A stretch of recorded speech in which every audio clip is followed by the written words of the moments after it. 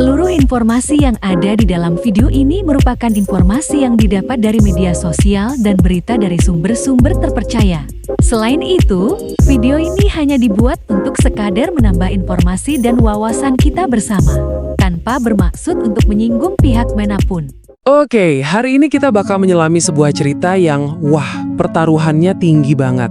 Ini tuh kisah tentang strategi, tentang kerapuhan, dan tentang gimana sebuah negara raksasa berlomba melawan waktu demi kedaulatan energinya. Ini cerita tentang bagaimana satu titik kecil di peta dunia bisa mengguncang stabilitas bangsa kita, dan gimana kita berjuang buat melepaskan diri dari ancaman itu. Kita mulai dari sebuah skenario yang bikin merinding ya. Coba Anda bayangin, besok pagi kita bangun dan tiba-tiba 20% dari seluruh pasokan minyak mentah dunia itu berhenti total. Lenyap. Bukan cuma harganya naik, bukan melambat, tapi kerannya benar-benar mati. Apa yang bakal terjadi sama ekonomi global?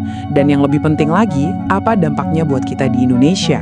Nah, ini bukan lagi pertanyaan iseng. Ini ancaman nyata yang pusatnya ada di satu lokasi geografis yang super genting. Dan inilah dia pusat gempa energi dunia, Selat Hormuz. Jalur air yang sempit banget, lebarnya di beberapa titik itu cuma 39 km. Tapi jalur ini adalah urat nadi buat raksasa-raksasa minyak kayak Arab Saudi, Irak, Uni Emirat Arab, dan Qatar. Tiap hari jutaan barel minyak mentah dan gas cair harus lewat celah sempit ini. Nah, bayangin kalau ada konflik sekecil apapun di Timur Tengah, jalur ini bisa ditutup dalam hitungan jam. Dan seketika itu juga 7 juta barel minyak hilang dari pasar global tiap hari. Jumlah segitu tuh hampir 5 kali lipat dari total kebutuhan harian seluruh Indonesia loh. Ini adalah titik sumbat, sebuah choke point yang nasib ekonomi dunia ada di tangannya. Oke, jadi dalam pembahasan kita kali ini, kita akan bedah gimana ancaman global ini jadi masalah hidup mati buat Indonesia. Kita bakal lihat apa sih titik lemah negara kita, terus kita lihat gimana sebuah lompatan strategis di bidang biofuel jadi jawabannya. Kita juga akan intip pelajaran dari sejarah negara lain sebelum akhirnya kita sadar kalau perlombaan ini ternyata masih jauh banget dari garis finish. Sekarang, yuk kita bawa skenario global yang seram tadi ke halaman rumah kita sendiri. Gimana sih blokade Selat Hormuz itu secara spesifik bisa mengancam Indonesia? Sebuah negara kepulauan dengan lebih dari 270 juta penduduk yang setiap denyut ekonominya, dari Sabang sampai Merauke, itu bergantung banget sama pergerakan barang dan manusia yang lancar. Mari kita lihat dulu skala kebutuhan energi kita. Tiap hari, mesin ekonomi Indonesia itu menelan bahan bakar dalam jumlah yang luar biasa besar, sekitar 1,6 juta barel. Angka ini bukan cuma statistik ya, ini tuh darahnya bangsa kita. Ini yang bikin truk logistik bisa ngangkut makanan, bus bisa antar kita kerja, kapal nelayan bisa melaut, sampai pembangkit listrik bisa nyala di rumah kita. Tanpa ini semua, ekonomi kita berhenti total. Nah, disinilah masalah utamanya mulai kelihatan. Dari kebutuhan sebesar 1,6 juta barel per hari, berapa banyak sih yang bisa kita hasilkan dari sumur minyak kita sendiri? Jawabannya, cuma sekitar 605.000 barel. Sumur-sumur minyak kita kan umurnya udah puluhan tahun ya, jadi produksinya terus menurun. Artinya, ada jurang yang lebar banget antara apa yang kita butuhkan untuk hidup dan apa yang kita punya. Grafik ini nunjukin realitas pahitnya dengan sangat jelas. Lebih dari 60% kebutuhan minyak kita itu harus ditutup dengan impor. Kita impor minyak mentah buat diolah di kilang, dan kita juga impor BBM jadi kayak bensin dan LPG. Dan sebagian besar impor itu, entah dari Timur Tengah atau dari manapun, harus lewat zona bahaya yang sama, Selat Hormuz. Ketergantungan inilah yang bikin posisi ekonomi dan sosial kita jadi rentan banget. Jadi, inilah poin yang paling krusial, yang paling bikin deg-degan.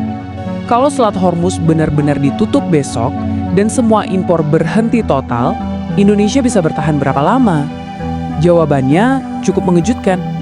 Cadangan bahan bakar nasional kita itu cuma cukup untuk sekitar 21-23 hari. Coba deh, direnungkan dulu angkanya. Kurang dari sebulan. Bandingkan sama standar internasional yang mewajibkan negara punya cadangan untuk 90 hari. Angka 23 hari ini tuh udah kayak sirene darurat yang bunyinya paling kencang. Ini bukan lagi soal ekonomi, tapi udah masuk ke ranah keamanan nasional.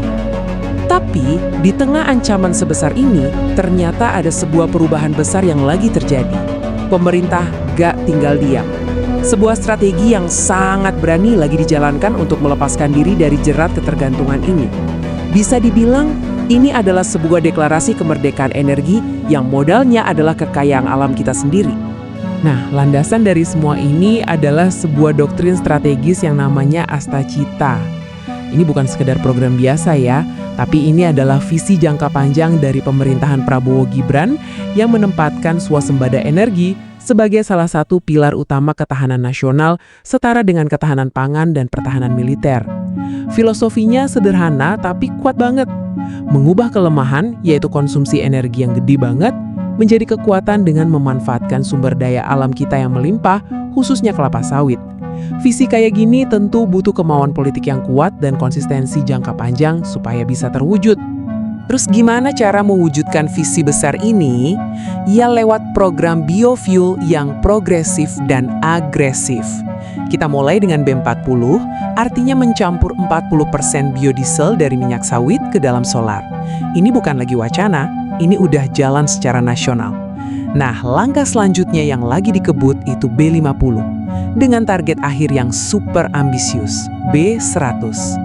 Coba bayangin masa depan di mana seluruh kebutuhan solar untuk truk, bus, kereta api, dan industri kita itu 100% dipenuhi dari kebun sawit dalam negeri. Nggak perlu impor satu tetes pun. Dan ini bukan cuma rencana indah di atas kertas loh. Implementasi B40 aja hasilnya udah nyata dan luar biasa. Program ini berhasil memangkas impor solar kita sampai 10%. Dan yang lebih keren lagi, ini bisa menghemat devisa negara sampai 9 miliar dolar Amerika Serikat setiap tahunnya. Itu duit yang gede banget. Duit yang tadinya kita bakar buat beli solar dari negara lain, sekarang muter di dalam negeri. Bantu stabilkan harga sawit buat jutaan petani kita. Ini kebijakan energi yang sekaligus jadi alat buat menjaga stabilitas sosial. Nah, mungkin ada yang bertanya, target Indonesia ini nggak ketinggian, apa? Emang realistis sebuah negara bisa benar-benar lepas dari impor energi di tengah krisis? Jawabannya sangat realistis. Sejarah dunia sudah membuktikan kalau hal ini bukan cuma mungkin, tapi sudah pernah dilakukan sama negara-negara lain yang posisinya juga lagi terjepit. Coba deh kita lihat tabel ini. Ada dua contoh klasik yang relevan banget. Pertama, Brazil. Waktu krisis minyak tahun 1973, mereka hampir bangkrut karena 80% BBM-nya impor. Mereka langsung gerak cepat, meluncurkan program pro-alkohol besar-besaran, mengubah industri tebu mereka jadi produsen bioetanol raksasa. Pemerintahnya bahkan ngasih insentif ke industri otomotif buat bikin mobil yang bisa jalan 100% pakai etanol. Kedua, Afrika Selatan. Waktu diisolasi sama dunia karena politik apartheid, mereka nggak punya minyak, tapi punya banyak batu bara kualitas rendah. Lewat perusahaan negara Sasol, mereka menyempurnakan teknologi buat mengubah batu bara jadi bensin. Jadi dua negara ini, karena terdesak, berhasil mandiri dengan memanfaatkan sumber daya yang mereka punya. Indonesia sekarang ngikutin jejak yang sama.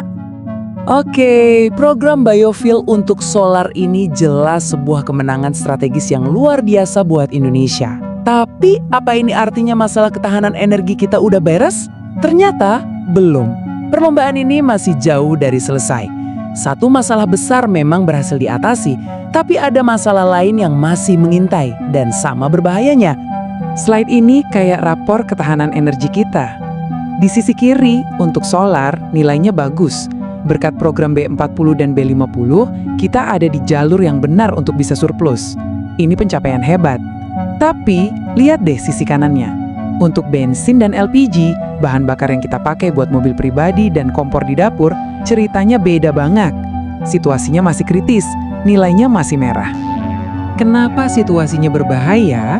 Pertama, cadangan bensin dan LPG kita sama tipisnya, cuma 23 hari. Kedua, beda sama solar yang punya sawit, kita belum punya pengganti bensin dalam skala besar di dalam negeri. Program bioetanol dari tebu atau singkong masih di tahap awal banget. Ketiga, dan ini yang sering orang lupa, masalahnya bukan cuma nggak ada uang buat beli cadangan, tapi kita secara fisik nggak punya tempat lagi buat menyimpannya. Kapasitas semua tangki penyimpanan di seluruh Indonesia itu udah mentok. Cuma cukup buat sekitar 25 hari. Jadi, meskipun kita coba beli minyak dari negara lain, kalau terjadi blokade total, semua itu percuma. Kutipan ini ngerangkum dilema kita dengan sempurna. Pencapaian di sektor solar itu memastikan logistik dan industri kita aman. Truk, kereta, alat berat, semua bisa tetap jalan. Itu penting banget. Tapi pertanyaan besarnya masih ada, gimana nasib jutaan mobil pribadi yang pakai bensin dan jutaan dapur yang pakai LPG? Nah, disitulah letak titik lemah kita selanjutnya. Jadi, kita sampai di pertanyaan terakhir. Indonesia udah membuktikan kalau kita bisa memecahkan masalah ketergantungan solar dengan inovasi dan kemauan politik yang kuat. Sebuah kemenangan besar sedang diraih. Tapi perlombaan ini sekarang pindah ke medan perang yang baru, mengamankan pasokan bensin dan LPG. Pertanyaannya bukan lagi apakah bisa, tapi apakah kita cukup cepat? Keburu nggak kita membangun benteng pertahanan untuk seluruh sektor energi kita sebelum badai geopolitik berikutnya datang menerpa? Karena dalam geopolitik energi, waktu adalah kemewahan yang nggak semua negara punya.